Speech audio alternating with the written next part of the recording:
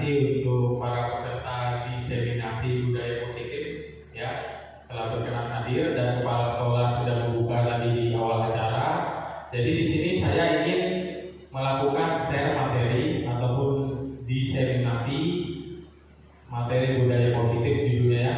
Jadi materi ini merupakan salah satu materi yang wajib dipelajari di seluruh rangkaian kegiatan CJB ya. Bagi nanti para ibu-ibu atau bapak-bapak yang mau mengikuti CJB tersebut, nanti ada belajar materi ini ya. Mungkin untuk menghemat waktu saya akan mulai dari perkenalan diri saya dulu ya. Mungkin barangkali ada yang belum kenal ya. Jadi perkenalkan, nama saya Aditya Pratama Putra dari SMA Negeri 1 Muara Bungkal. Ya, kita mulai untuk pembahasannya, yaitu judulnya tentang budaya positif. Jadi budaya positif ini sebenarnya sering Bapak Ibu jumpai ya di lingkungan sekolah maupun lingkungan rumah ya. Sudah menjadi bahasa yang umum ya. Mungkin kadang-kadang kita nggak sadar kita melakukan suatu budaya, yaitu budaya positif ya. Nah, saya mulai dulu dari bahasanya ya. Jadi budaya yaitu berasal dari bahasa Sanskerta ya. Budaya yaitu merupakan pola atau cara hidup yang terus berkembang oleh sekelompok orang dan diturunkan ke generasi berikutnya. Jadi pola kehidupan yang diterapkan oleh sekelompok orang, itulah yang disebut budaya. Kemudian selanjutnya budaya positif ya. Jadi budaya positif merupakan nilai-nilai dan kebiasaan-kebiasaan baik yang diterapkan di sekolah. Jadi pokok bahasanya cakupannya lingkungan sekolah dulu ya, karena kita sama-sama guru dan ini lingkungannya sekolah, maka cakupannya wilayah sekolah. Jadi budaya positif merupakan nilai-nilai dan kebiasaan-kebiasaan yang baik yang diterapkan di sekolah, yang berpihak pada peserta didik agar mereka berkembang menjadi pribadi yang kritis, penuh hormat dan tanggung jawab terhadap tugasnya sebagai peserta didik. Itu merupakan makna dari budaya positif. Nah, materi budaya positif yang ingin saya sampaikan itu ada 7. Yang pertama yaitu perubahan paradigma belajar. Kemudian yang kedua disiplin positif. Yang ketiga motivasi perilaku manusia. Yang keempat kebutuhan dasar manusia. Kelima posisi kontrol guru. Keenam keyakinan kelas. Dan yang ketujuh yaitu segitiga restitusi. Nah, jadi itu yang materi yang ingin saya sampaikan.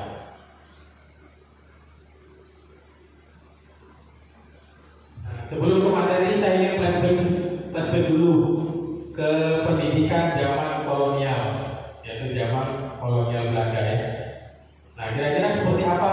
Ada gambaran nggak Bapak Ibu tentang pendidikan zaman kolonial waktu itu? Atau pernah baca, atau bahkan pernah mengalami? Siapa tahu ada yang pernah mengalami kan? Kira-kira seperti apa sih pendidikan zaman kolonial dulu? Kalau zaman kolonial itu sepengetahuan saya sih, hanya untuk pendidikan itu hanya untuk golongan sang ayah aja. Iya, benar sekali. Jadi zaman kolonial Belanda dulu itu pendidikan ditujukan hanya untuk kalangan tertentu saja, yaitu bangsa Belanda atau masyarakat Belanda yang tinggal di Indonesia. Sedangkan bangsa pribumi yang mengalami diskriminasi, artinya tidak boleh melakukan ataupun mengalami pendidikan yang lebih tinggi daripada mereka. Ya, jadi mungkin kalau zaman dulu ada sekolah rakyat, jadi bangsa pribumi itu cukup sampai di sekolah rakyat saja, nggak boleh melanjutkan ke sekolah ataupun ke tingkat yang lebih tinggi ya. Nah, jadi adanya diskriminasi tersebut menyebabkan bangsa pribumi ya yang memiliki pola pikir bagus itu melakukan semacam gebrakan ya. Jadi mungkin sudah sering Bapak Ibu dengar itu tentang Ki Hajar Dewantara ya.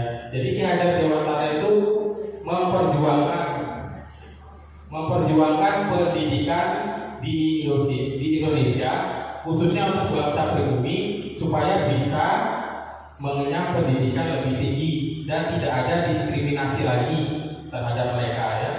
Nah itulah gebrakan yang dilakukan oleh Ki Hajar Dewantara, yaitu berusaha memperjuangkan hak yang sama antara bangsa pribumi dengan bangsa Belanda sebagai penjajah waktu itu ya. Nah, jadi perjuangan Ki Hajar Dewantara itu sampai sekarang akhirnya bisa kita rasakan ya, tidak ada diskriminasi kepada peserta didik untuk mengenyam pendidikan, apakah dari luar negeri, kemudian dari kaya miskin, semuanya memiliki hak yang sama-sama bisa memperoleh pendidikan ya. Yang mau lanjut ke dari SD ke SMP boleh, SMP ke SMA boleh ya, tanpa terkecuali selagi peserta didik itu mampu. Jadi tidak ada diskriminasi lagi semenjak perjuangan ataupun gebrakan yang dilakukan oleh Ki Hajar Dewantara.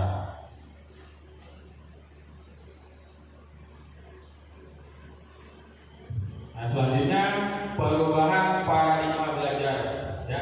Jadi seiring berjalannya waktu, pendidikan terus berkembang ya kan. Tidak ada yang stagnan, malahan lebih bagus lagi melalui penggunaan diktek di dalam pembelajaran. Sama-sama mungkin kita rasakan pendidikan zaman dahulu sama zaman sekarang mungkin jauh sekali bedanya. Sebenarnya masih bagus zaman sekarang ini karena sudah fasilitas itu sudah wow banget gitu kan, lengkap banget. Tinggal peserta didiknya saja yang memanfaatkan. Apakah dia bisa memanfaatkan secara positif dengan baik, maka dia dalam proses pendidikan mengalami kemudahan untuk mempelajari materi pembelajaran yang diberikan oleh guru. Ya. Jadi salah satu perubahan paradigma belajar yaitu dulu mungkin pada saat kita sekolah kebanyakan kan guru itu yang menjelaskan, kemudian siswa hanya duduk mendengarkan penjelasan guru sambil kalau misalnya ada soal sambil mengerjakan. Nah, proses pembelajaran tersebut dinamakan student center. Ya, jadi pusatnya di siswa. Di guru. Karena guru lebih banyak aktif. Nah, sekarang diubah proses pembelajarannya ya.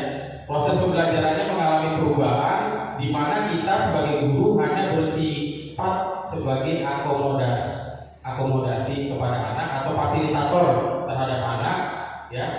Sedangkan anak itu lebih aktif lagi di dalam proses pembelajaran. Jadi studennya ataupun siswanya lebih aktif. Gurunya hanya sebagai fasilitator. Itu yang dimaui pendidikan zaman now atau zaman sekarang. Nanti kalau misalnya kita mengacu ke pendidikan zaman dulu, nanti gurunya aja yang pintar, sementara siswanya yang tidak aktif dan kurang mau untuk memikir, berkembang, nanti ya gitu-gitu aja. Ya kan, makanya untuk mengatasi keadaan tersebut diubahlah proses pembelajaran yang tadinya gurunya aktif, guru hanya sebagai fasilitator dan siswa harus lebih aktif daripada gurunya ya. Nah, salah satu seperti apa sih caranya ya? Caranya untuk mengaktifkan siswa, guru bisa melakukan suatu inovasi di dalam proses pembelajaran ya. Inovasi yang bisa dilakukan itu banyak caranya. Salah satunya bisa menggunakan model-model pembelajaran, model kooperatif, atau yang sedang booming saat ini yaitu model pembelajaran diferensiasi. Bisa menggunakan itu, atau bisa menggunakan teknologi game-game edukasi untuk membangkitkan motivasi ataupun minat peserta didik untuk mengikuti pembelajaran, sehingga siswa yang tadinya pada saat gurunya itu masuk pertama kali ngantuk, dia timbul gairah belajarnya, dia kan termotivasi gara-gara gurunya menerapkan pembelajaran yang lain daripada dia biasanya. Ya, jadi bisa menggunakan model-model ataupun game-game ataupun apapun yang terpenting kita sebagai guru melakukan inovasi di dalam proses pembelajaran. Ya, jadi seperti itu perubahan paradigma belajar dari yang sebelumnya sampai yang sekarang ini. Kemudian selanjutnya perubahan paradigma yang kita bahas ini yaitu teori kontrol. Jadi teori kontrol ini dicetuskan oleh Dr. William Glasser. Ya, jadi William Glasser itu menyatakan bahwa ilusi guru dapat mengontrol murid. Ya. Jadi pada dasarnya kita sebagai guru tidak dapat memaksa murid untuk berbuat sesuatu jika murid tersebut tidak ingin melakukannya.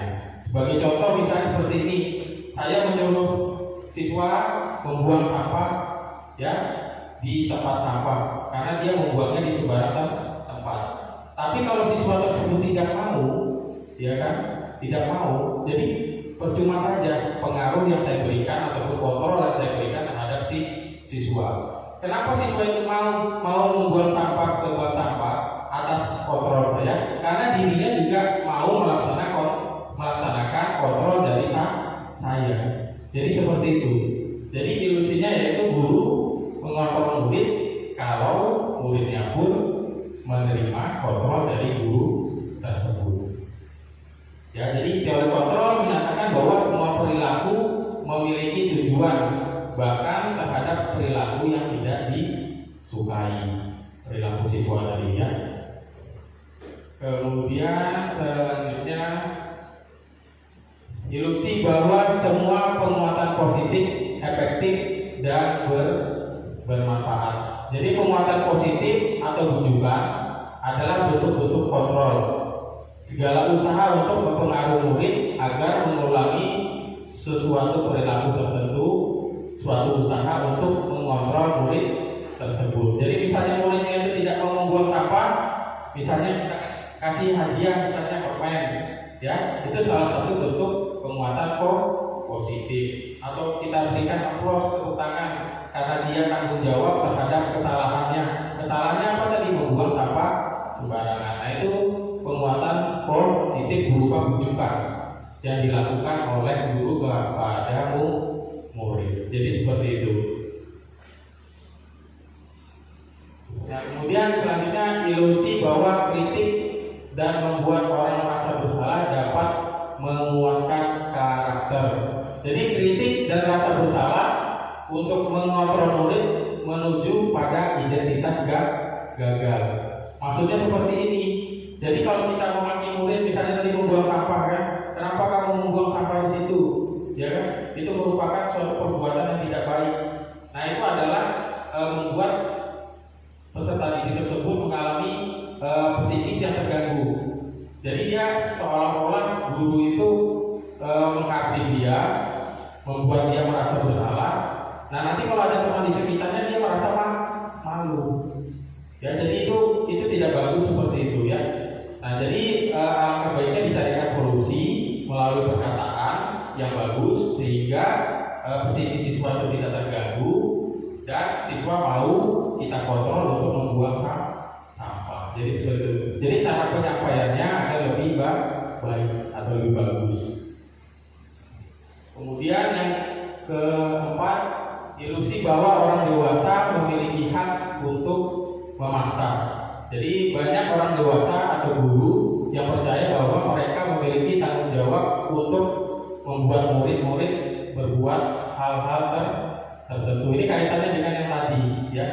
Jadi murid itu bisa kita kontrol kalau dia juga mau kita kontrol juga. Ketika dia tidak mau dikontrol, dia tidak akan melakukan sesuatu yang kita suruh tadi.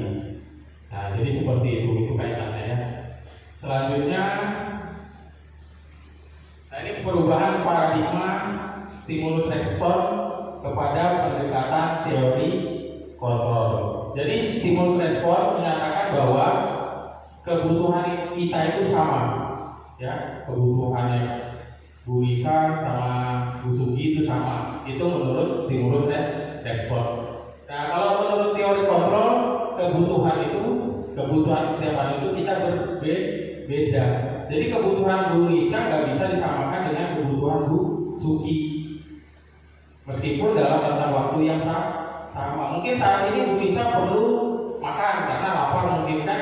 Sementara Bu Suki butuhnya tidur istirahat karena mungkin mengantuk. Jadi tidak bisa disamakan. Itulah teori kontrol. Kemudian kalau di stimulus respon itu semua orang melihat hal yang sama. Tapi di teori kontrolnya setiap orang memiliki gambaran yang berbeda. Misalnya seperti ini. Saya ini kan lagi menyampaikan. Kalau menurut Bu Betty misalnya kan, saya menyampaikannya terlalu cepat sehingga tidak bisa dicerna dengan baik, misalnya seperti itu. Tapi menurut Bu Soci masih bisa kok dicerna dengan baik. Ya, jadi adanya perbedaan pandangan di teori kontrol tadi ya. Kemudian stimulus respon yang ketiga yaitu kita mencoba mengubah orang agar berpandangan sama dengan kita. Kira-kira bisa nggak? Nggak bisa ya kan? Nah, jadi teori kontrolnya kita berusaha memahami bahwa pandangan orang lain itu tentang dunia bisa berbeda. Karena cara berpikirnya juga berbeda. Kemudian stimulus responnya yang selanjutnya perilaku buruk dilihat sebagai suatu kesalahan.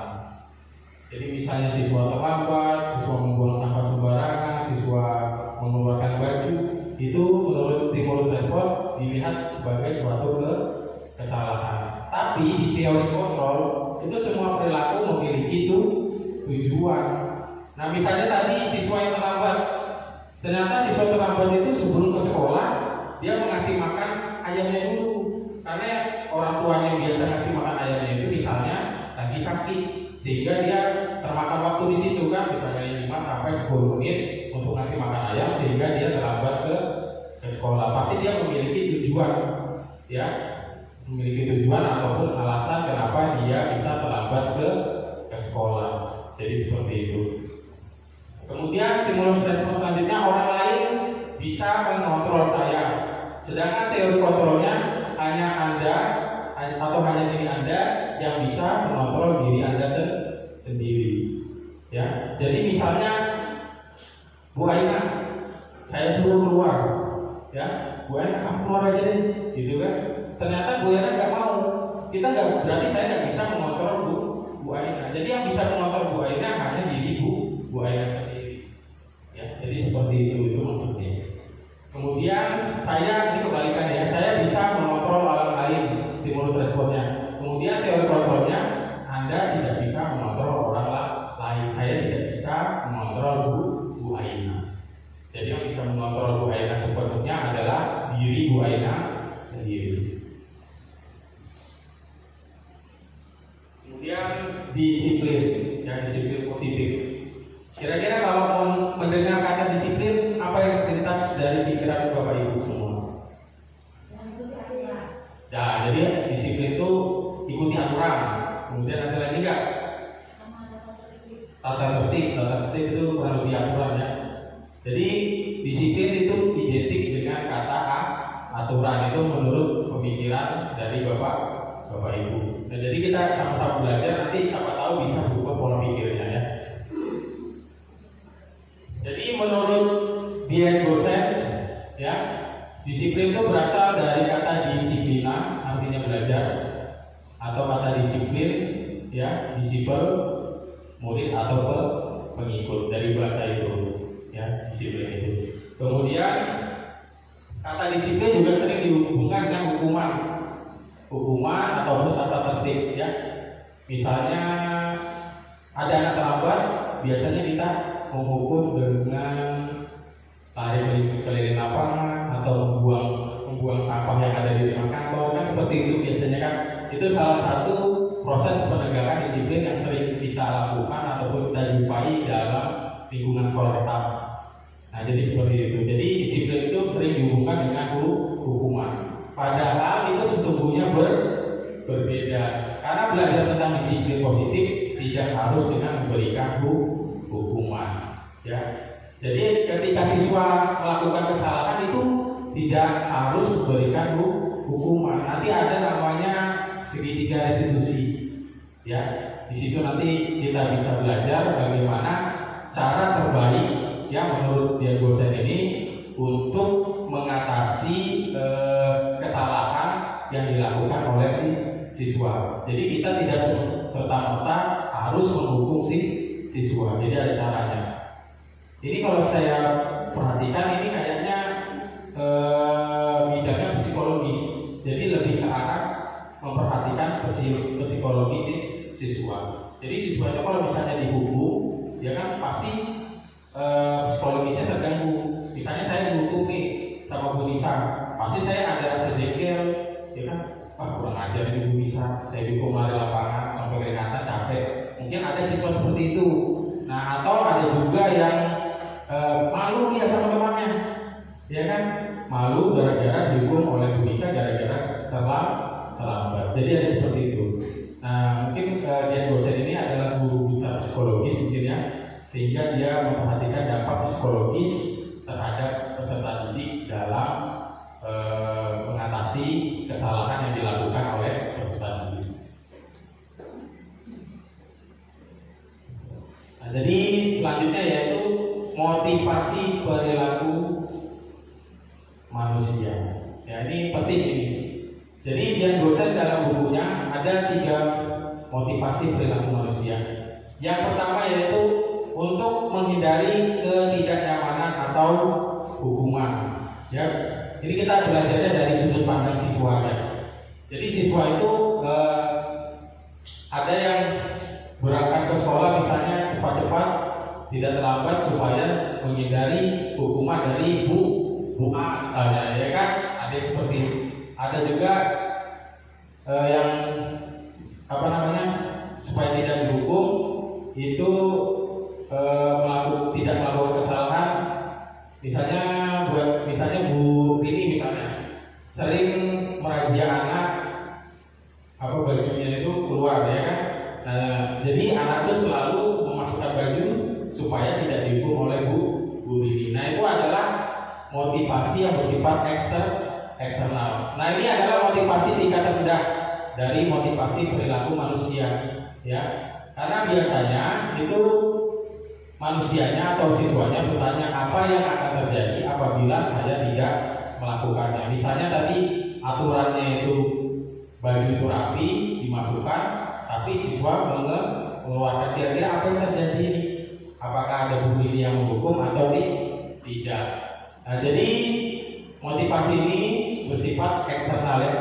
Jadi karena supaya tidak dihukum oleh bapak ibu guru, bukan dari dalam dirinya. Ya, untuk menghindari hukuman tadi itu. Jadi saya sebagai siswa misalnya berpakaian rapi supaya tidak dihukum guru. Saya sebagai siswa tidak terlambat ke sekolah supaya tidak dihukum oleh bapak ibu guru untuk mengambil sampah. Nah, itu adalah motivasi eksternal. Nah, kemudian motivasi yang kedua yaitu untuk mendapatkan imbalan atau penghargaan dari orang lain, ya. Ini satu tingkat di atas motivasi yang pertama tadi. Di sini orang berperilaku untuk mendapatkan imbalan atau hadiah ataupun apapun dari orang lain ketika orang lain tersebut berbuat baik. Ya, misalnya saya ingin berbuat baik ataupun ingin terlihat bagus di depan teman-teman supaya dianggap mantap oleh kepala sekolah. Nah, misalnya seperti itu, atau supaya saya dapat jabatan dari kepala sekolah, atau misalnya saya berbuat baik kepada Bu Suki dengan menolong Bu Suki supaya dapat perhatian Bu Suki. Nah, misalnya seperti itu, atau dapat penghargaan dari Bu Suki, entah diberi coklat kah, entah diberi duit kah, atau entah diberi bunga kah, ya. Jadi motivasi yang kedua ini yaitu untuk mendapatkan imbalan atau penghargaan dari orang lain, bisa berupa pujian, ya. Itu Pak Artis itu bagus nih. Nah, itu saya melakukan itu gara-gara supaya dipuji. Jadi seperti itu motivasi yang kedua. Nah, ini juga motivasi yang bersifat eksternal, ya. Untuk melakukan sesuatu itu untuk mendapatkan hadiah, pengakuan atau imbalan. Kemudian motivasi yang terakhir, yaitu yang ketiga, untuk menjadi orang yang mereka inginkan dan menghargai diri sendiri dengan nilai-nilai yang mereka percaya. Jadi orang dengan motivasi ini bertanya akan menjadi seperti apa apabila saya melakukannya. Mereka melakukan sesuatu karena dari dalam diri sendiri, bukan dari aturan, ya, untuk menghindari hukuman, bukan untuk mendapatkan imbalan atau penghargaan ataupun pujian kayak tadi motivasi nomor 1 sama nomor 2, ya. Jadi ini motivasi yang berasal dari internal, ya, bertindak sesuai dengan nilai-nilai keyakinan yang dipahami. Ya, jadi saya ini berbuat tujuannya adalah untuk kebaikan, untuk membantu kepada orang yang kesusahan misalnya, kan. Jadi seperti itu. Bukan gara-gara untuk mendapatkan imbalan, apalagi mendapatkan pujian, apalagi untuk menghindari hukuman. Jadi ini berasal dari dalam diri. Nah, sampai di sini ada yang mau ditanyakan enggak?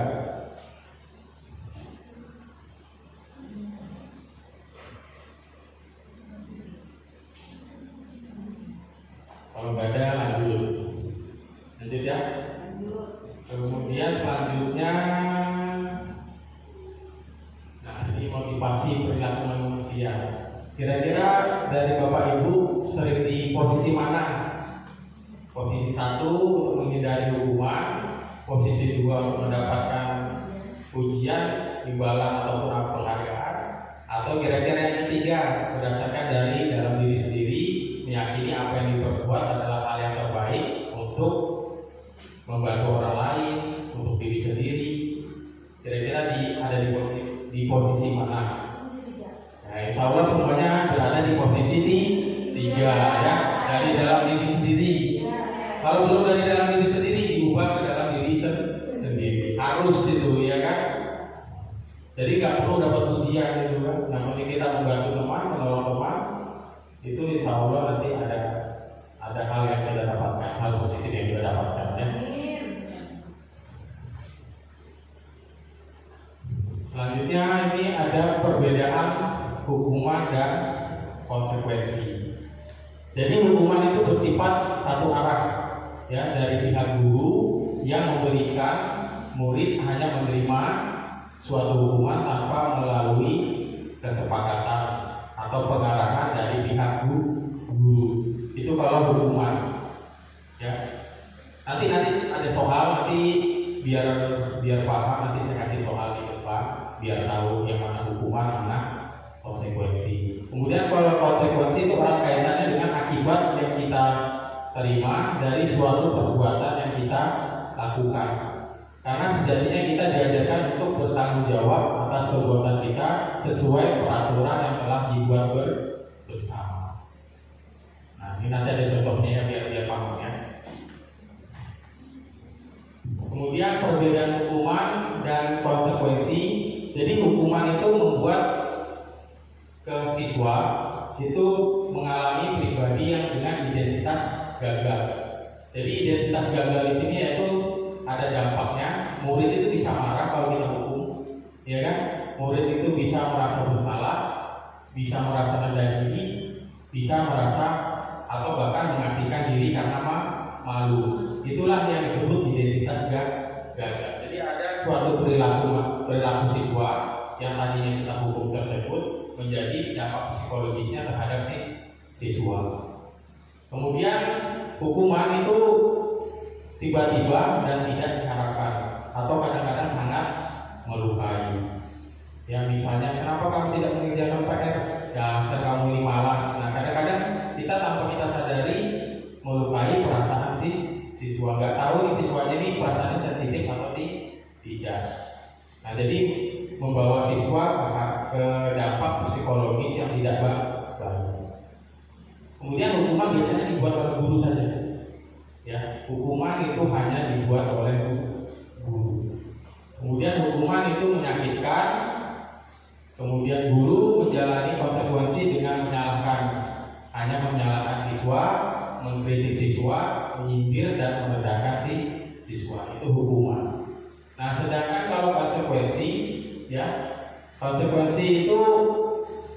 dibuat oleh guru bersama dengan siswa melalui ada namanya kesepakatan ke kelas atau aturan ke kelas yang biasa sering kita jumpai, ya kan. Jadi itu dibuatnya bersama-sama dengan siswa.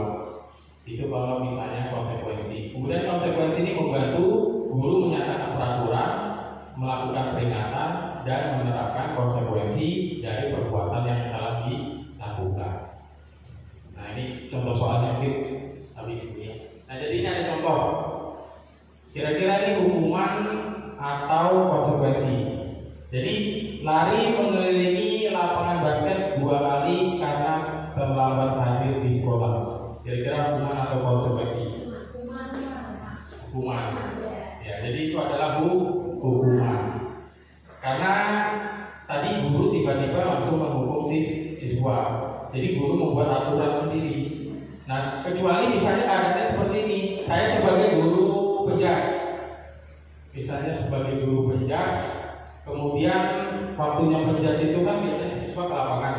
Tiba-tiba si A terlambat ini, si A ini terlambat, ya, itu bukan saya hukum, tapi itu namanya konsekuensi. Kalau misalnya sebelumnya pada saat awal pertemuan saya mengatakan bahwa kalau siswa terlambat nanti bapak hukum ya.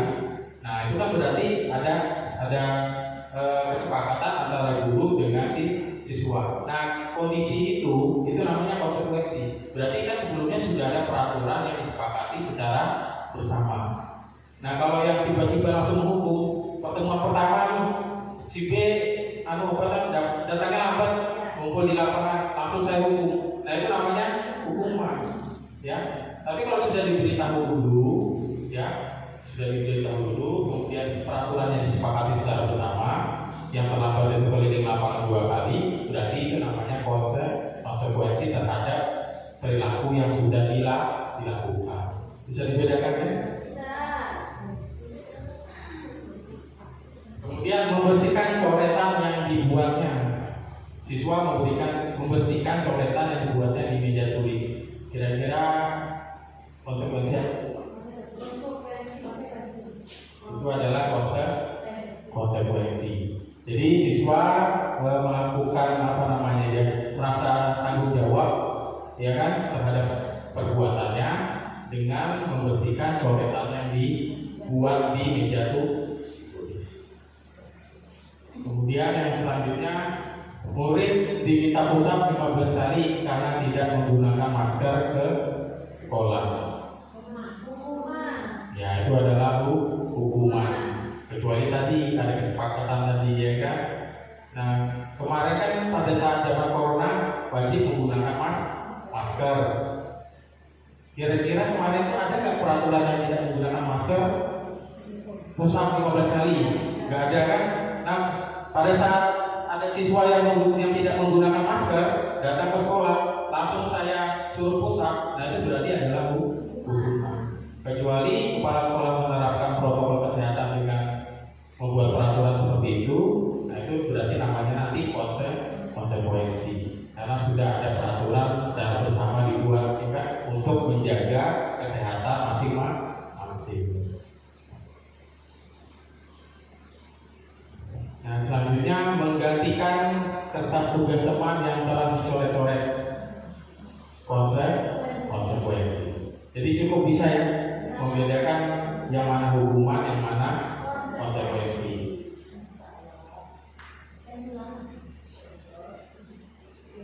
Jadi selanjutnya yaitu kebutuhan dasar manusia. Jadi setiap manusia itu pasti memiliki kebutuhan, ya, baik itu anak-anak, peserta didik, guru, tenaga pendidikan, dosen, pekerja swasta, itu pasti memiliki kebutuhan. Nah, jadi 5 kebutuhan dasar manusia yaitu yang pertama bertahan hidup, kemudian yang kedua kesenangan, yang ketiga penguasaan, yang ketiga penguasaan, keempat kasih sayang dan rasa diterima, kemudian yang kelima kebebasan. Seperti apa sih itu bertahan hidup, kesenangan dan lain-lain? Ini saya bahas, yaitu yang pertama kebutuhan dasar manusia pertama yaitu kebutuhan bertahan hidup. Itu penting. ya kan? Kalau kita tidak mau bertahan hidup, kita nggak bisa melakukan sesuatu, tidak bisa bekerja untuk mencari uang, ya kan? Untuk makan, ya kan?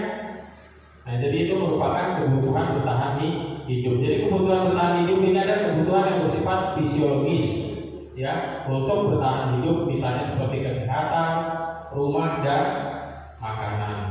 Jadi kebutuhan biologis sebagai bagian dari proses reproduksi, termasuk kebutuhan untuk tetap bertahan hidup. Ya, jadi kebutuhan biologis itu merupakan kebutuhan, salah satu kebutuhan untuk bertahan hidup atau melestarikan generasi, ya kan? Kemudian yang selanjutnya, kebutuhan yang kedua yaitu kebutuhan akan kasih sayang dan rasa untuk diterima. Ya, jadi setiap manusia pasti ingin merasakan kasih sayang dari manusia yang lainnya, baik itu orang tua, kakek, nenek, pacar, suami, istri, ya kan? Jadi pasti ingin diberi kasih sayang. Jadi adanya kebutuhan dasar, yaitu kebutuhan untuk kasih sayang dan rasa diterima. Jadi kebutuhan ini adalah kebutuhan psikologis, ya, psikologis. Kebutuhan untuk disayangi dan diterima meliputi kebutuhan akan hubungan dan koneksi sosial dari manusia yang lainnya. Nah, kemudian kebutuhan ini juga meliputi keinginan untuk tetap terhubung dengan orang lain, seperti teman, sosialisasi maksudnya, kemudian keluarga, pasangan hidup, teman kerja, binatang peliharaan, dan lain sebagainya. Kemudian selanjutnya kebutuhan penguasaan atau kebutuhan pengakuan atas kemampuan. Nah, ini terkadang ada orang yang butuh seperti ini, butuh pengakuan, oh kamu ini hebat, kan? Oh kamu ini bisa, oh kamu ini pintar. Nah, itu ada kadang-kadang manusia yang perlu seperti itu. Ya, jadi itu namanya kebutuhan pengakuan atas kemampuan. Jadi kebutuhan ini berhubungan dengan kekuatan untuk mencapai sesuatu, menjadi kompeten, menjadi terampil, diakui atas prestasi dan keterampilan kita, didengarkan dan memiliki rasa harga diri. Ya, jadi kita ingin diakui. Selanjutnya kebutuhan akan kebebasan. Ini biasanya yang banyak anak memiliki suami kadang-kadang rindu dengan masa bujang, iya kan? Yang masih bujang pasti masih bebas, belum ada anak, belum ada suami. Jadi kebutuhan untuk bebas adalah kebutuhan akan kemandirian, ya, otonomi, memiliki pilihan dan mampu mengendalikan arah hidup seseorang. Anak-anak dengan kebutuhan kebebasan yang tinggi menginginkan pilihan, mereka perlu banyak bergerak, suka mencoba-coba, tidak terpengaruh orang lain dan senang mencoba hal yang baru. Ya karena tadi itu masih bebas. Kemudian kebutuhan yang selanjutnya yang kelima yaitu kebutuhan akan kesenangan. Nah, ini sudah capek-capek kerja, ya kan? 1 semester 6 bulan perlulah ada pressing, ya kan? Perlu nemui suami kesehatan, jalan-jalan, ya kan? Perlu ke Padang nemui keluarga. Nah, itu salah satu bentuk supaya kita senang, ya kan? Karena dengan kita ketemu suami, ketemu keluarga, pressing itu membuat pikiran kita menjadi happy, bahagia, senang, ya. Itu juga salah satu kebutuhan. Bagaimana kalau seandainya kebutuhan itu tidak terpenuhi? Ya bisa stres nanti. Bagaimana Bu Sumi? Ya 6 bulan dan ketemu suami nanti ya stres nanti. Jadi itu kebutuhan akan kesenangan adalah kebutuhan untuk mencari kesenangan, bermain dan tertawa. Jadi seperti itu, ya. Itu tadi kebutuhan dasar manusia. Kemudian yang selanjutnya yaitu keyakinan kelas, ya. Keyakinan kelas. Mengapa sih keyakinan kelas? Kenapa tidak peraturan kelas? Nah, jadi kita ada kasus di sini. Mengapa kita memiliki peraturan tentang penggunaan helm pada saat mengendarai kendaraan roda 2? Kenapa memakai helm? pada saat untuk keamanan, untuk keselamatan, ya kan? Sepakat ya? Nah, kemudian yang kedua, mengapa kita memiliki peraturan tentang penggunaan masker dan mencuci tangan setiap saat? Kesehatan, ya. Jadi yang nomor satu sepakat untuk keselamatan, untuk memakai helm kan untuk keselamatan. Kemudian yang kedua adalah kesehatan. Nah, jadi keyakinan kelas ini adalah nilai-nilai yang kita sama-sama sepakati tadi itu, keselamatan dan kesehatan. Ya, itu merupakan keyakinan. Kalau misalnya di kelas itu adalah keyakinan ke kelas. Jadi keyakinan yang sudah disepakati secara bersama-sama bahwa nilai-nilai tersebut adalah nilai-nilai dari kebaikan. Nah, jadi seperti itu. Kalau peraturan yang biasanya bersifat mengikat, ya bersifat mengikat dan biasanya ada hukuman kalau misalnya tidak melakukan. Selanjutnya ini ada contoh penerapan budaya positif, ya, yang saya coba terapkan di lingkungan kelas. Itu ada berdoa bersama dan membentuk kesepakatan kelas bersama siswa. Jadi ini ada videonya, silakan diperhatikan.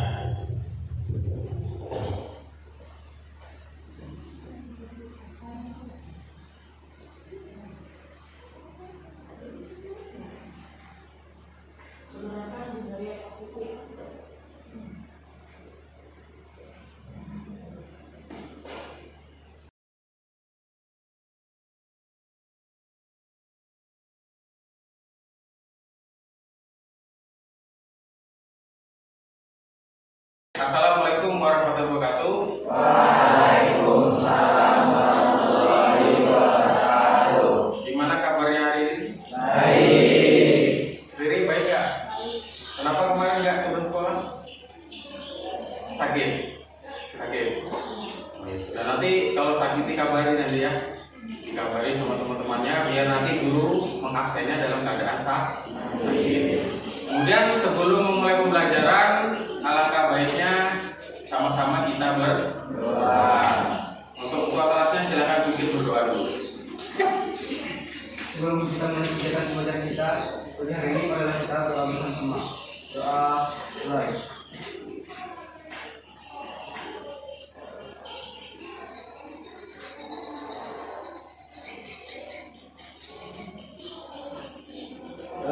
Selesai.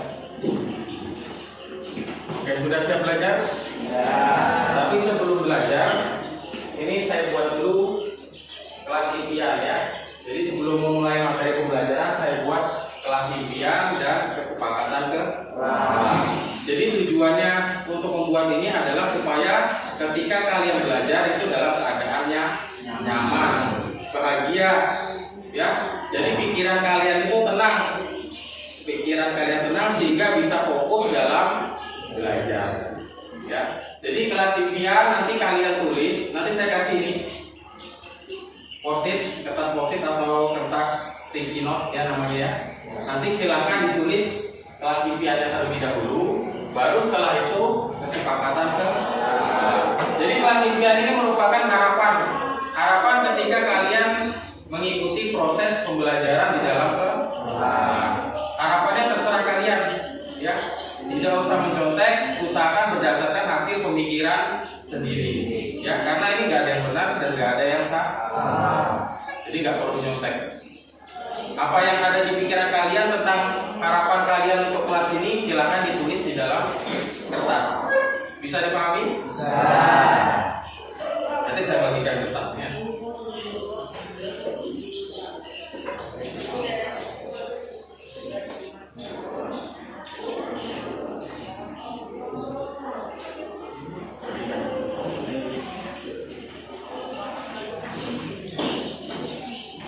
Satu-satu aja.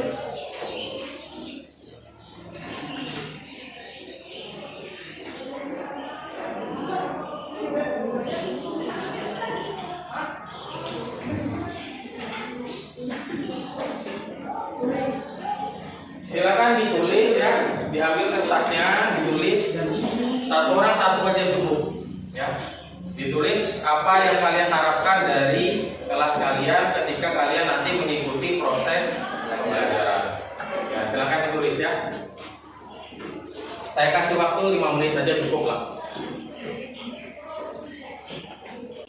Sudah selesai semua ya?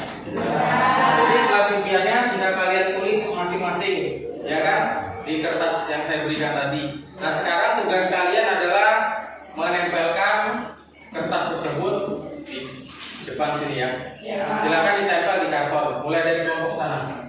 Maju satu persatu, silakan ditempelkan. Pilihnya satu-satu. Agak cepat ini. Yang tinggi kasih di atas ya. Kapan agak tinggi ya? Ini juga panjangnya. Itu belakang rel.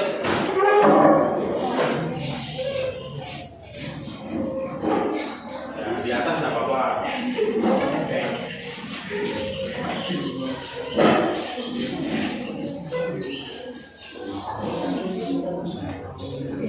Bisa. Balik. Saya sudah apa-apa. Dari kasih tahu tadi. Udah kalau pakai dia lagi.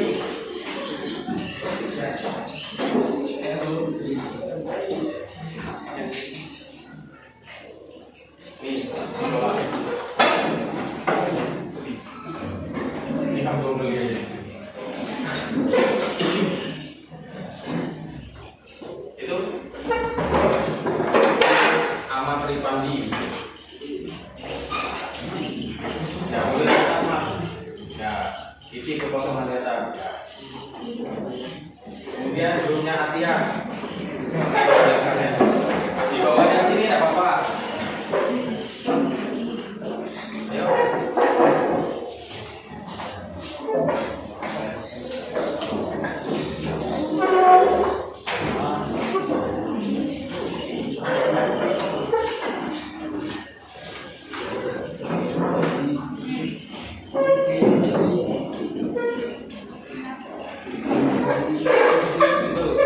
Desi sama Rini. Di bawah sini. Apa isi ini?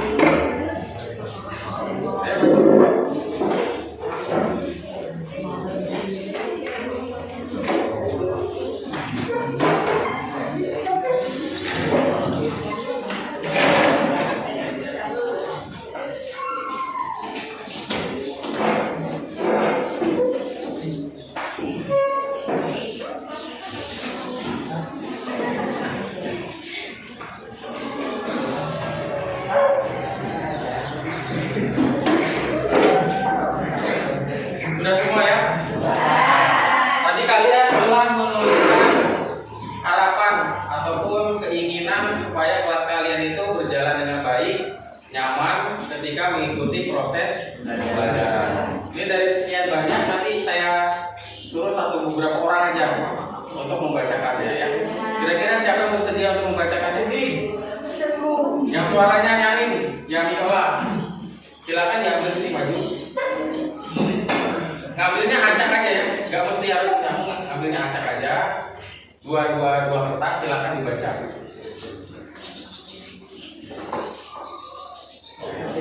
Ya. Ini jadi harapan kalian itu beberapa akan dibacakan oleh Nikola. Silakan Nikola dibacakan. Assalamualaikum. Saya ingin kelas ini selalu terlihat bersih dan rapi agar ketika sedang dalam proses pembelajaran kita merasa nyaman. Ya, jadi perhatikan, ada harapan bahwa kelas ini supaya dalam keadaan bersih dan rapi. Berarti itu kategorinya adalah kebersihan atau kerapian ke kelas. Jadi yang menuliskan tadi itu dia berharap bahwa kelasnya akan selalu bersih dan rapi. Kalau bersih dan rapi berarti nanti ketika belajar kan nyaman.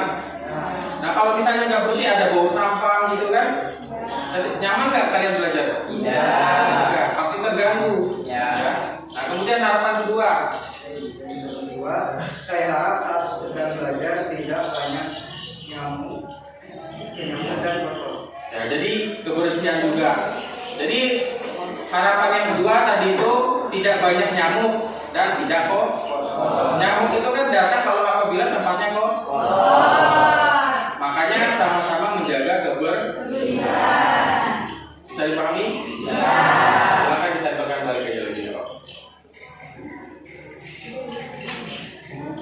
Nah, silakan balik ke tempatnya Nikola. Terima kasih. Selanjutnya, setelah kalian menulis kelas impian, ya, kan itu impian kalian. Nah, sekarang kalian berusaha untuk mengejar impian kalian tersebut. Caranya melalui kesepakatan kelas. Kesepakatan kelas ini dibuat tujuannya untuk, yaitu tadi mengejar kelas impian, supaya kelas impian itu terwujud dengan berbagai cara. Nah, sekarang tugas kalian, nanti saya kasih kertas lagi ya. Saya bagikan kertas untuk menuliskan kesepakatan kelas ya. Kesepakatan kelas yang harus dibuat oleh kalian ya. Paham? Dan setelah kalian menulis kesepakatan kelas ya, nanti satu persatu seperti biasa ya kayak tadi ditempelkan di depan sini ya.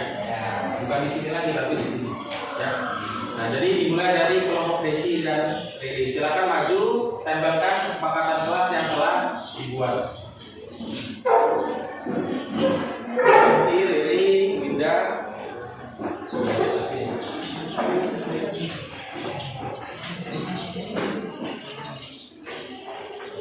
Lanjut.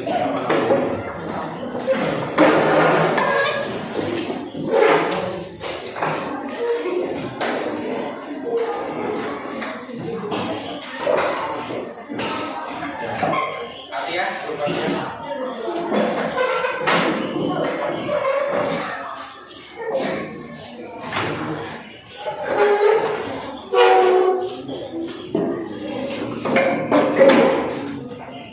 Kasih yang kosong.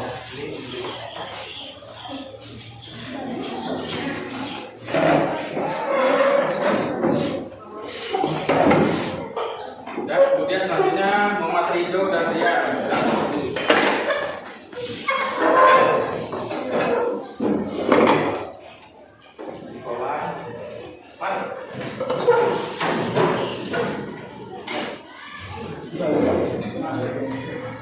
Kasih yang kosong.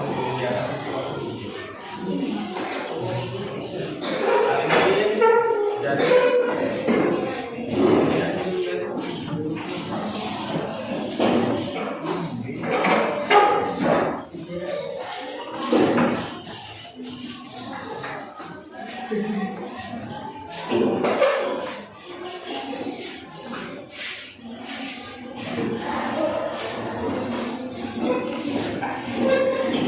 sudah semua?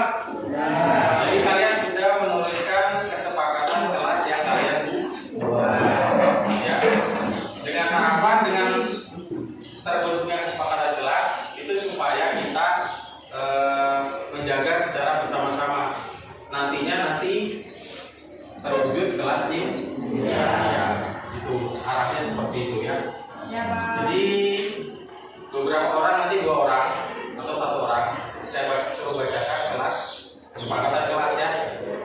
Kalau tadi laki-laki, sekarang yang cewek. Kira-kira siapa yang mau membacakan kesepakatan kelas yang sudah dibuat? Yang suaranya nyaring, Des, nyaring ya Des?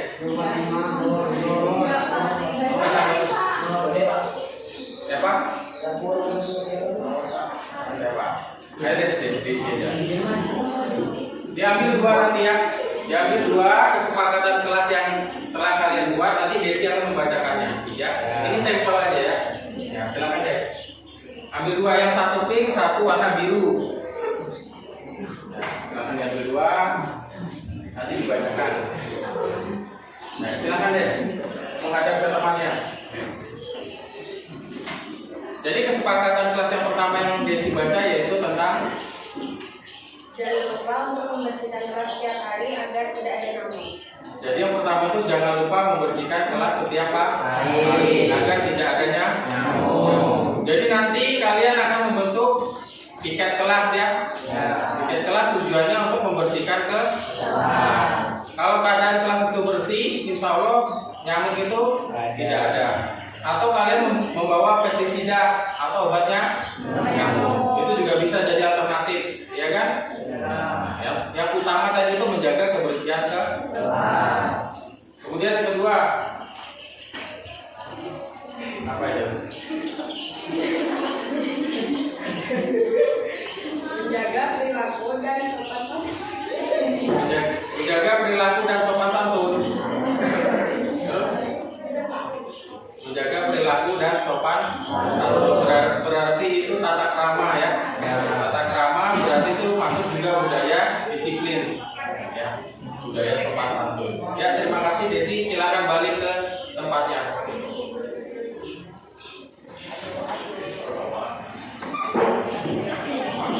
Nah, kita lanjutkan ya. Kalian tadi sudah menuliskan kelas impian dan kesepakatan kan? Jadi minta tolong nanti dijaga sama-sama kelasnya ya. Berdasarkan kesepakatan yang telah kalian buat. Jadi kesepakatan ini kalian sendiri yang buat, nanti harus kalian sendiri yang menerapkan ya. Jangan sampai ada yang melanggar. Bisa dipahami? Jadi itu aja dulu yang saya ingin sampaikan tentang kesepakatan kelas ini. Kemudian nanti kita akan lanjut ke materi selanjutnya. Sekian dan terima kasih. Wassalamualaikum warahmatullahi wabarakatuh. Waalaikumsalam warahmatullahi wabarakatuh.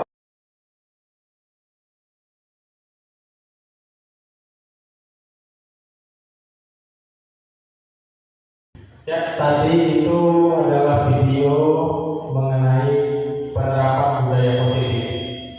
Jadi penerapan budaya positif itu banyak ya. Salah satu di antaranya yang saya coba terapkan di kelas tadi yaitu berdoa bersama dan membentuk kesepakatan kelas. Jadi kesepakatan kelas tersebut bertujuan agar memperoleh kelas impian, di mana kelas impian itu akan melahirkan atau menyebabkan siswa nyaman ketika di dalam proses pembelajaran. Ya, itu tadi itu tentang penerapan budaya positif. Kemudian selanjutnya posisi kontrol. Kelihatan nggak? Kelihatan. Nah, jadi posisi kontrol ini adalah posisi kontrol dari guru ya, dalam menerapkan disiplin positif terhadap siswa ya. Jadi program disiplin positif yang berpusat pada murid yang dikembangkan oleh pihak dosen dengan pendekatan restitusi ya. Jadi posisi kontrol tersebut melalui pendekatan restitusi. Ada 5 jenis posisi kontrol. Nah, jadi posisi kontrol yang pertama yaitu posisi kontrol guru sebagai penghukum. Kemudian posisi kontrol yang kedua pembuat rasa bersalah.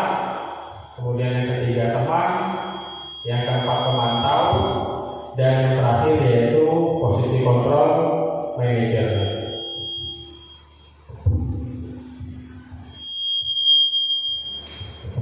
Nah, selanjutnya yaitu posisi kontrol penghukum. Ya, guru di sini sebagai penghukum. Nanti silahkan lihat videonya. Ini ada 5 jenis posisi kontrol. Kasusnya sama, kemudian siswanya sama, gurunya juga sama. Ya, tapi posisinya yang berbeda. Silahkan diperhatikan.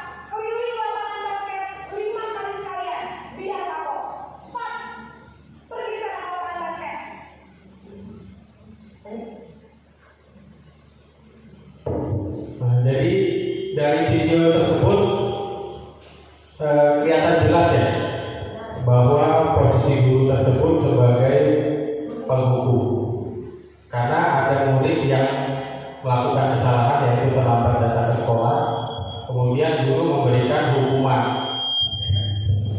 Nah, hukumannya yaitu lari keliling lapangan basket, ya kan? Nah, itu jelas adalah posisi kontrol sebagai penghukum. Bisa dimengerti ya? Bisa. Posisi guru sebagai penghukum. Kemudian selanjutnya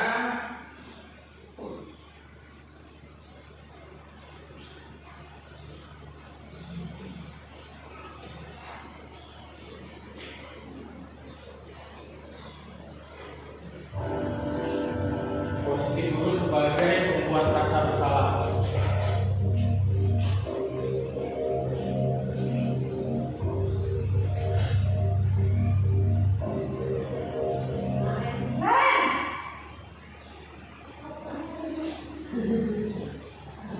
Selamat pagi, Bu.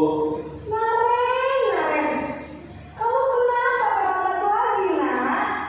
Ya Tuhan, Naren, kamu senang ya bikin ibu susah ya? Kalau kamu terlambat lagi, nanti ibu yang ditegur bapak kepala sekolah, nak. Disangka ibu tidak bisa membina kamu. Duh, gimana ini? Maaf Bu, Duh, Gusti Naren, kamu suka ya kalau ibu ditegur bapak kepala sekolah? Terus, sekarang ibu harus tulis apa yang ibu absen? Ini kamu sudah sering terlambat loh. Ibu harus apa coba? maaf Bu, maaf sekali. Ya sudah, lain kali jangan bikin ibu susah lagi ya nak ya. Ibu tidak akan terlambat lagi kalau begini terus. Bisa jantungan kalau ibu ditegur bapak kepala sekolah. Ayo cepat sekolah. Maaf ya Bu, maaf sekali.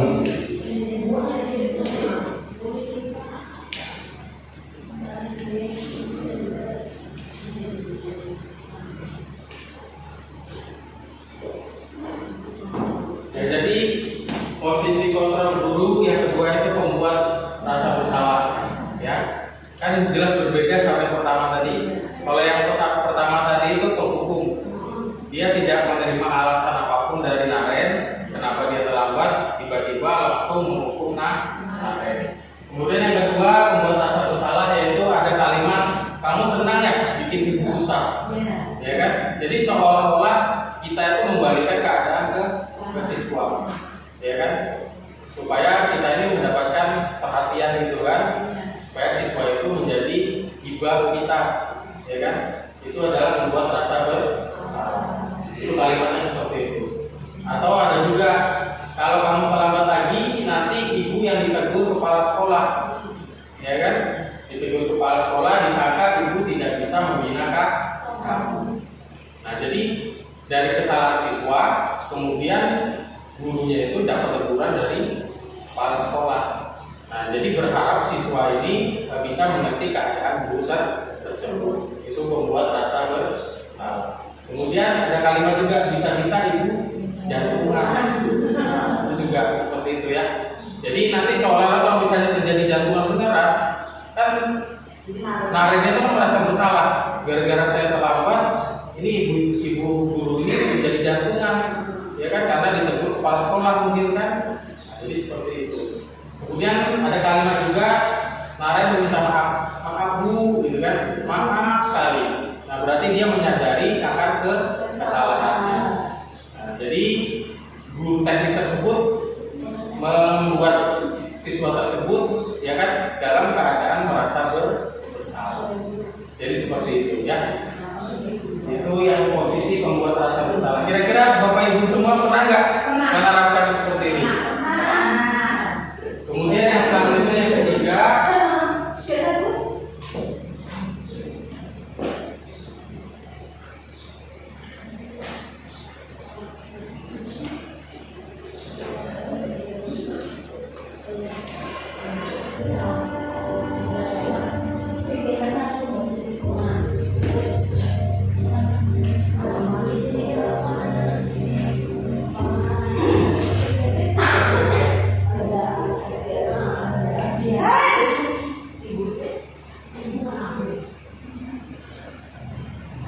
Selamat pagi Bu.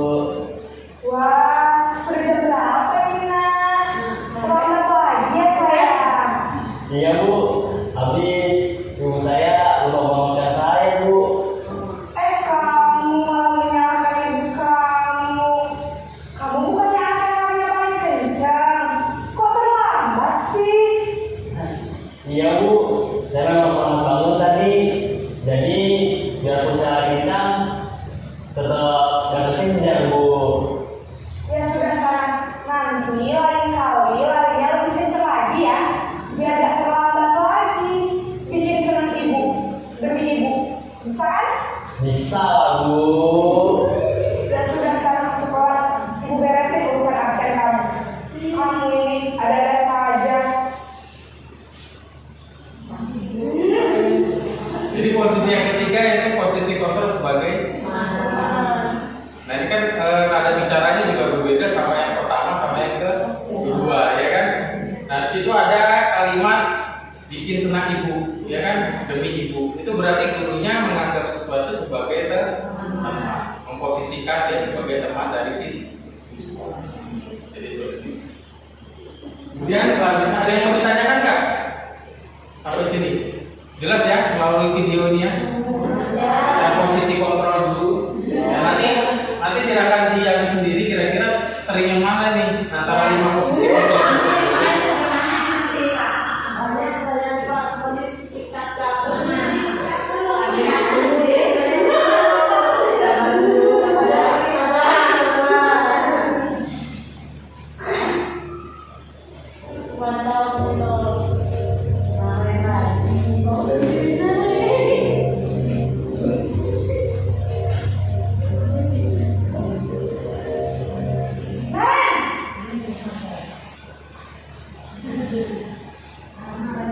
Selamat pagi Bu.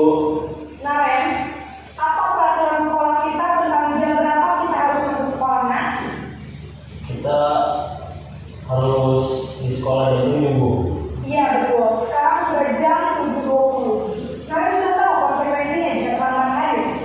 Paham Bu, saya harus tinggal kelas pas jam istirahat selama 20 menit. Iya benar, konsekuensinya demikian. Jadi nanti jam 9.30 pas istirahat, kamu harus tinggal di kelas, kerjakan tugas tambahan untuk ketertinggalan kamu, ya? Baik Bu.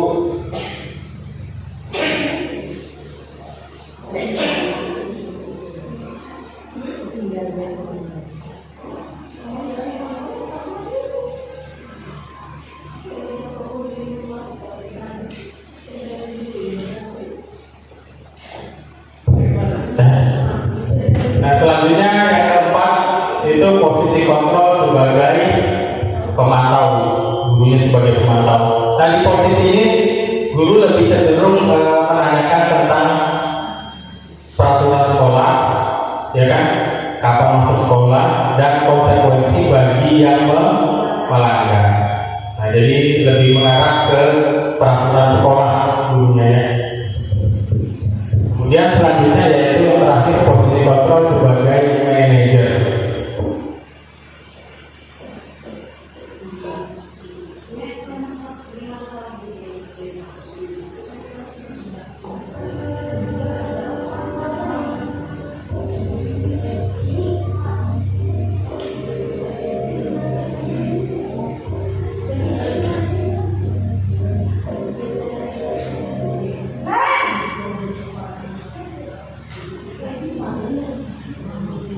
Selamat pagi Bu. Selamat pagi Ren. Maaf Bu, saya terlambat. Iya, sekolah masuknya jam 7, sekarang sudah jam 7.20. Jadi sekarang bagaimana ini Ren? Maaf Bu, saya lupa tawaran saya semalam. Baiklah, menurut kamu, keyakinan sekolah yang mana yang perlu kamu tingkatkan? Menghargai diri sendiri dan orang lain tidak Bu. Setuju. Jadi, apakah kalian meyakini prinsip saling menghormati tersebut? Iya Bu, saya meyakininya. Apakah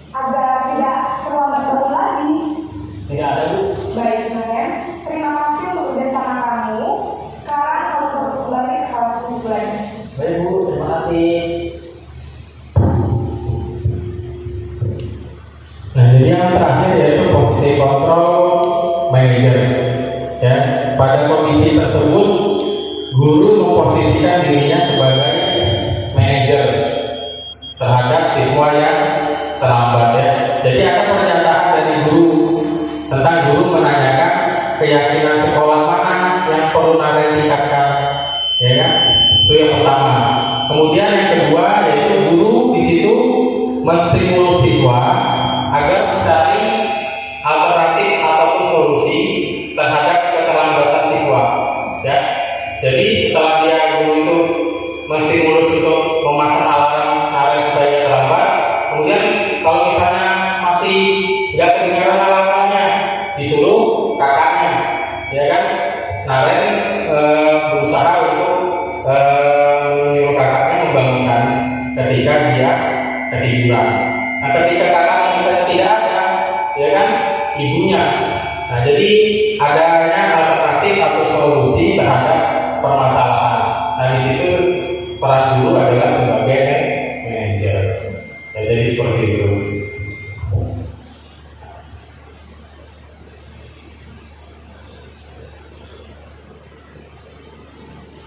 Nah, kemudian dari kelima posisi kontrol, ya, yang sudah tadi dibahas, kira-kira Bapak Ibu ini sering di posisi kontrol mana, ya kan? Terhadap kesalahan siswa. Lebih ke arah ketiga ya. Yang ketiga sebagai teman.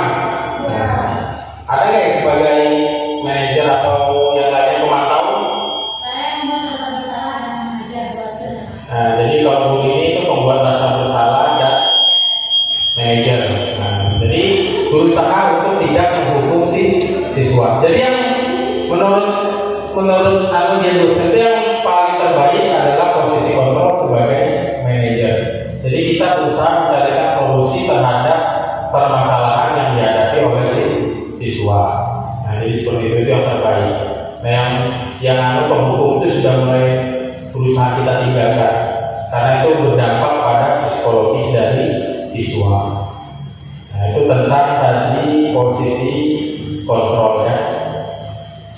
Kemudian materi selanjutnya yaitu tentang restitusi ya. Nah, jadi restitusi ini adalah suatu pendekatan atau cara ya yang kita gunakan untuk menyelesaikan permasalahan ataupun kesalahan yang dilakukan oleh siswa. Nah, restitusi pertama kali dikemukakan oleh dosen ya. Restitusi merupakan proses menciptakan kondisi bagi peserta didik untuk memperbaiki kesalahan mereka. Jadi ada kesalahan yang dilakukan oleh peserta didik, kita sebagai guru berusaha membimbing mereka ya, berusaha untuk menyelesaikan kesalahan mereka sehingga peserta didik tersebut bisa kembali pada kelompok mereka dengan karakter yang lebih kuat dan lebih baik lagi. Jadi kesalahannya bisa diminimalisir atau bisa dikurangi atau bahkan siswa tersebut tidak melakukan kesalahan lagi. Kemudian selanjutnya restitusi membantu murid menjadi lebih baik atau lebih memiliki tujuan, lebih disiplin dan memulihkan dirinya setelah berbuat salah. Jadi restitusi itu dilakukan ketika siswa berbuat salah. Penekanannya bukanlah pada bagaimana berperilaku untuk menyenangkan orang lain atau menghindari ketidaknyamanan. Namun tujuannya restitusi adalah menjadi orang yang menghargai nilai-nilai kebajikan yang mereka percayai. Nah, jadi tahapan restitusi itu ada 3 ya. Itu tercermin dalam gambar tersebut ya, segitiga restitusi. Jadi yang pertama yaitu menstabilkan identitas. Kemudian yang kedua, tahapan kedua, validasi tindakan yang salah. Dan yang ketiga yaitu menanyakan keyakinan. Jadi setiap tahapan ini ada biasanya kata-kata mutiara yang diucapkan oleh guru ketika siswa tersebut melakukan kesalahan. Nah, pada tahap menstabilkan identitas itu guru bisa mengucapkan setiap orang pasti pernah melakukan kesalahan, atau kalimat yang lain yaitu kamu bukanlah satu-satunya yang pernah melakukan kesalahan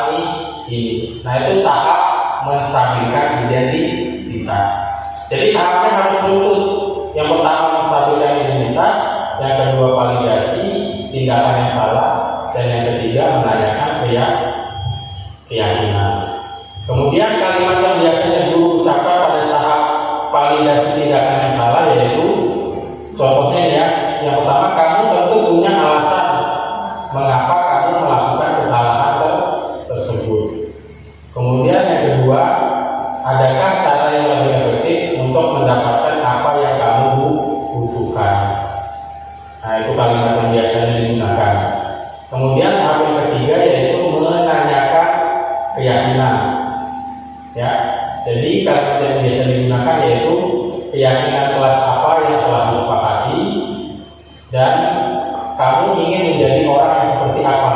Nah, itu kalimat yang biasanya digunakan dalam tahapan menanyakan keyakinan.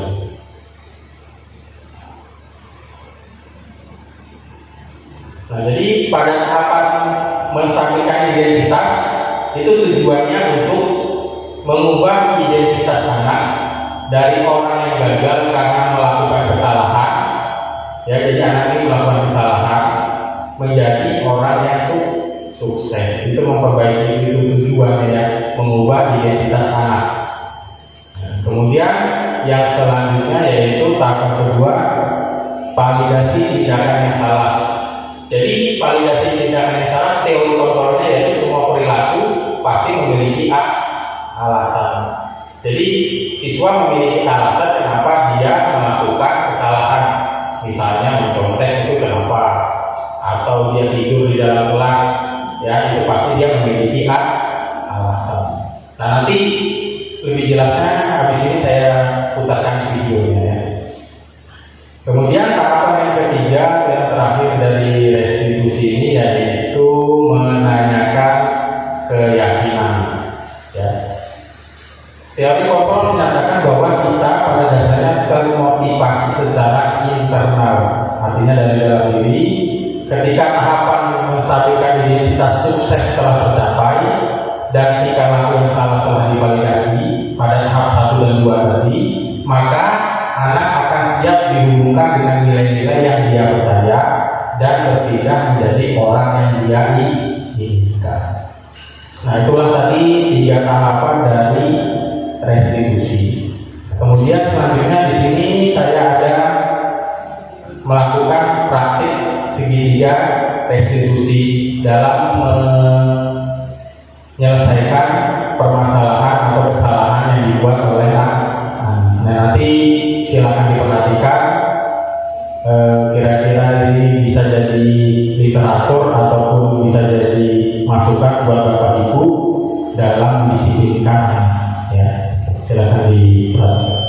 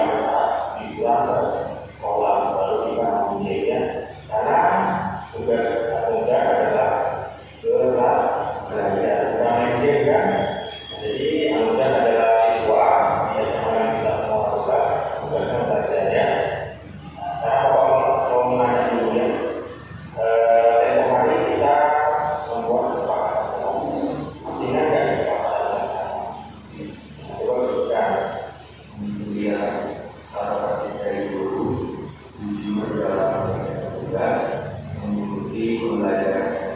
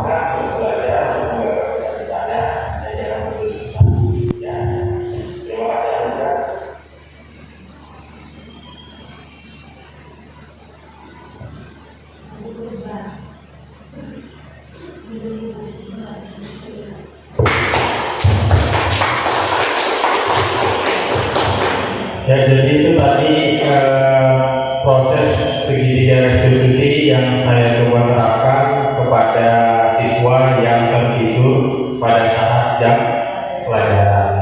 Nah, sebenarnya itu ada dua kasus, cuma saya persingkat aja, satu aja yang penting jelas tahapannya. Jadi tahapan yang pertama yaitu menstabilkan identitas. Ya, jadi ada saya berkata di situ, Anugrah, kamu bukanlah satu-satunya siswa yang pernah melakukan kesalahan tersebut. Jadi siswa tersebut tidak langsung digolkan, ya. Jadi ternyata selain dia itu ada anak lain, ya, yang melakukan kesalahan yang sama. Nah, di situ saya melakukan penstabilan identitas tahapan itu. Kemudian tahapan yang kedua adalah validasi tindakan yang salah. Ya. Saya pada tahapan tersebut saya menanyakan kepada Anugrah, ya kan, kesalahan apa yang dia perbuat, yaitu dia menjawab tidur pada saat jam pelajaran. Nah, itu validasi tindakan yang salah. Nah, kemudian saya juga menanyakan kenapa dia bisa melakukan itu, ya. Ternyata Anugrahnya itu sering tertidur pada saat jam pelajaran karena dia bermain game sampai malam sehingga dia mengantuk. Nah, itu tahapan validasi tindakan yang salah. Kemudian tahapan yang terakhir yaitu menanyakan keyakinan, ya kan? Jadi kami sudah membuat kesepakatan kelas, tapi Anugrah telah melanggar. Jadi ada kesepakatan kelas yang dilanggar oleh Anugrah, yaitu tertidur pada saat jam pelajaran. Nah, jadi seperti itu. Kemudian saya juga menanyakan cita-citanya, ya, yaitu sebagai dokter. Itu juga merupakan tahapan dari keyakinan, menanyakan keyakinan tadi. Ya, mungkin itu saja yang saya ingin sampaikan dari tahapan segitiga restitusi dan budaya positif. Ya, siapa tahu ada pertanyaan, nanti silakan bertanya satu-satu. Terima kasih. Saya akhiri. Wassalamualaikum warahmatullahi wabarakatuh.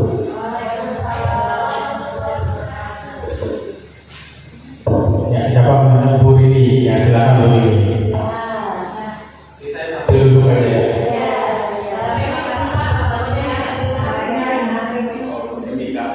Makanya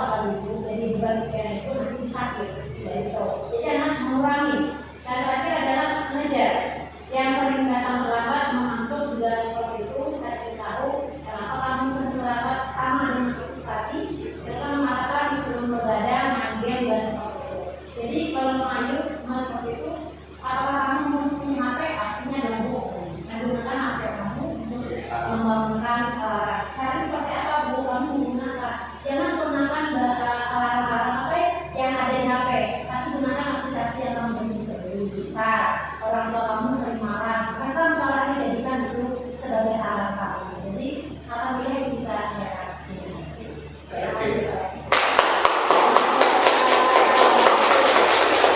Mewakili dari isi kami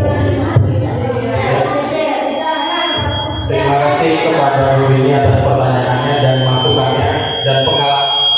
Jadi menceritakan pengalaman pribadi ketika menghadapi kesalahan yang dilakukan oleh siswa.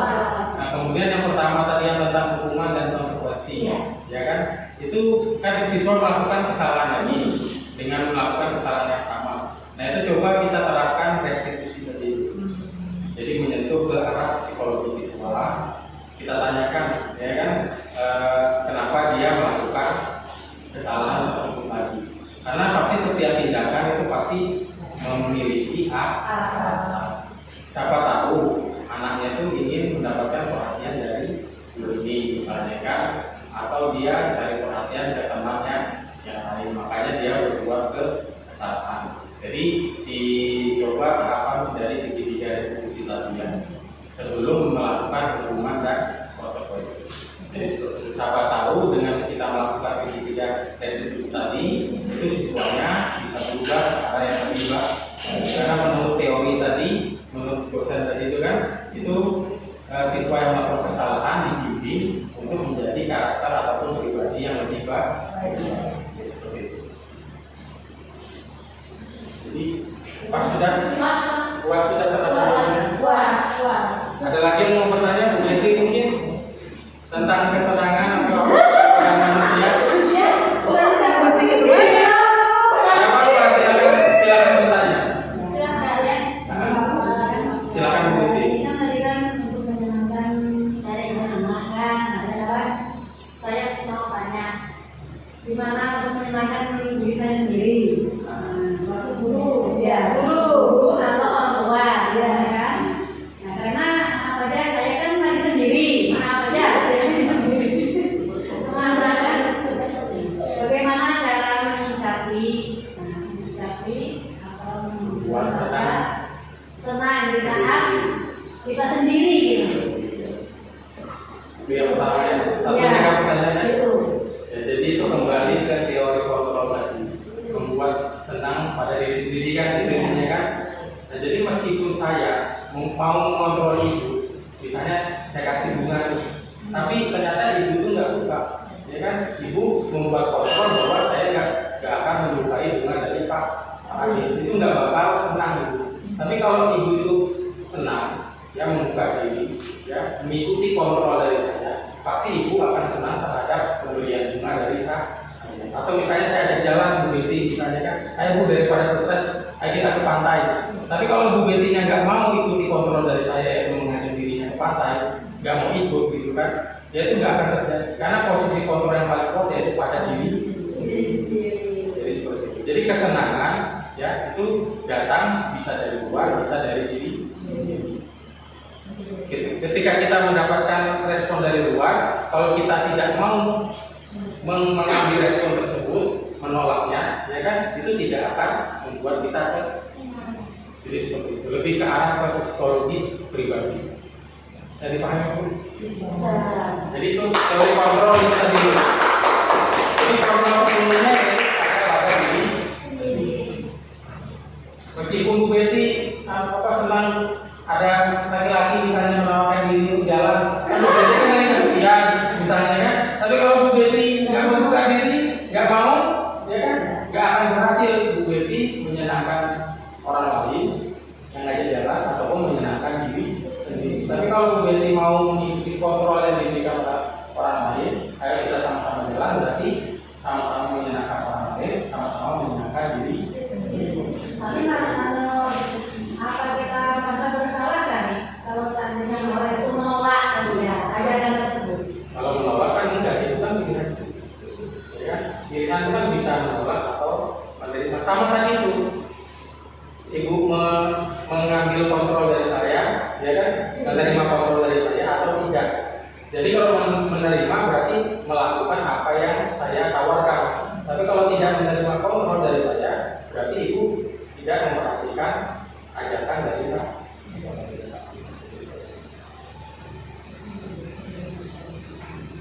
Terus apa lagi? Ayo, UBK. Ayo, UBK. Atau seni budaya betul. Yang ditanyakan tentang posisi kontrol dulu. Ini biasanya kan UBK ini memiliki peran penting dalam posisi kontrol. Apakah sebagai manajer ya kan? Apakah sebagai pemantau? Silakan Bu Ena.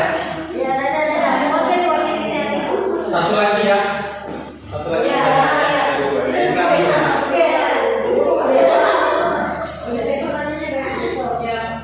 Jadi bukan dari pertanyaan Pak, dan ya Pengalaman pribadi. Jadi mengenai yang kelima kursi kontrol. Dulu saya tuh dari kelima kursi kontrol itu lebih memang ya merasa berada di posisi itu walaupun berbuat salah. Tapi kembali lagi ke kondisi real di lapangan. Gitu. Contohnya seperti tadi pagi itu kan banyak mendapati sisi-sisi yang menggunakan jalur instan. Padahal jauh sebelumnya itu sudah diingatkan tidak boleh menggunakan jalur instan kecuali di hari Jumat. Gitu. Nah, tapi masih banyak sering ditemui gitu anak-anak yang menggunakan jalur instan. Bahkan sampai ada sisi yang menuntut, ya Bu, kami itu menggunakan jalur tersebut ya karena ibu itu cuma ngasal gitu aja, tidak ada memberikan sanksi kepada kami. Iya, tidak ada memberikan sanksi kepada kami. Gitu. Jadi kan apa ya? Kita tuh sebagai guru kan sebenarnya tuh tidak ingin menghukum atau gimana gitu, ini tuh Supaya siswa itu karena lebih baik dia ya, tidak masalah. tapi dari siswanya sendiri itu gimana ya yang membuat itu jadi jadinya harus begitu gitu, jadi kayak dipaksa oleh keadaan gitu. Ya, jadi itu posisi kontrol tadi itu tidak ada yang benar mutlak ya. Tapi itu kan ada yang terbaik. Iya. Ya kan? Kalau misalnya posisi penghukum itu bisa membuat anak itu menjadi lebih baik, ya bisa kita terapkan. Tapi diusahakan menghindari hukuman tadi, menghindari hukuman, baik itu hukuman fisik, suruh berlari, maupun hukuman verbal atau kata-kata yang kasar. Ya. Jadi menghindari. Jadi kalau memang posisi kontrol itu penghukum lebih baik kita terapkan dan itu bisa mendisiplinkan siswa, ya silakan. Karena itu nggak ada yang benar mutlak.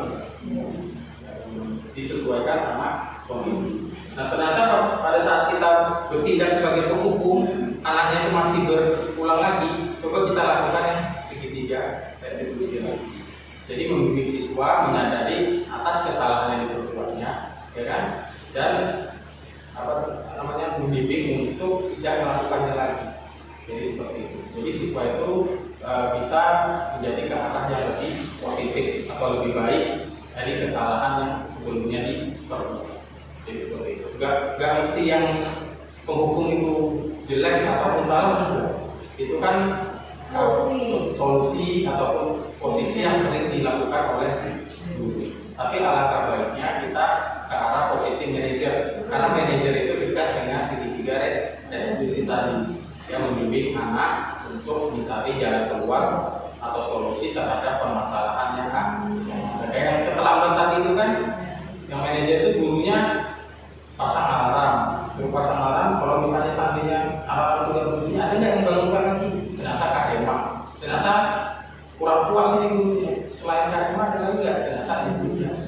Jadi mencarikan solusi alternatif untuk siswa tersebut supaya tidak mengulangi kesalahannya. Jadi seperti itu. Terus kalau misalnya kita sudah melakukan segitiga restitusi tidak berhasil bagaimana? Nah, itu kembali lagi ke pribadi masing-masing. Ya. Berarti yang betul-betul Apakah kita bisa menerapkan hukuman lagi? Ya kan, tapi usaha jangan hukuman, karena materinya ini menghindari hukuman, karena berdampak kepada psikologis siswa.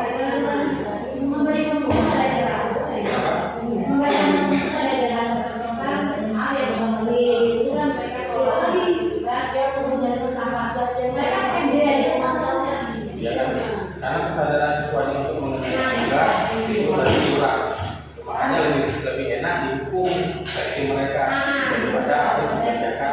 Nah, hukuman tadi itu kan ya bisa aja sih tadi untuk membersihkan sampah, bisa. Kan kita kan nggak mau maki-maki anak, dan itu juga bukan hukuman yang fisiknya yang terlalu berlebihan kan. Iya. Takutnya pada saat kita menghukum anak keliling lapangan pingsan, Pingsan. malah jadi repot juga gitu kan. Lebih baik yang hukuman tapi yang Nggak ada yang benar juga sih, masih juga anak ya. ya untuk mendisiplinkan anak ya memang begitu. Iya sih. Mau suruh belajar panjang saya Bahwa menjadi manajer. ya tujuannya itu tadi ke arah yang posisi manajer supaya kegiatan restitusi tadi itu bisa terus sudah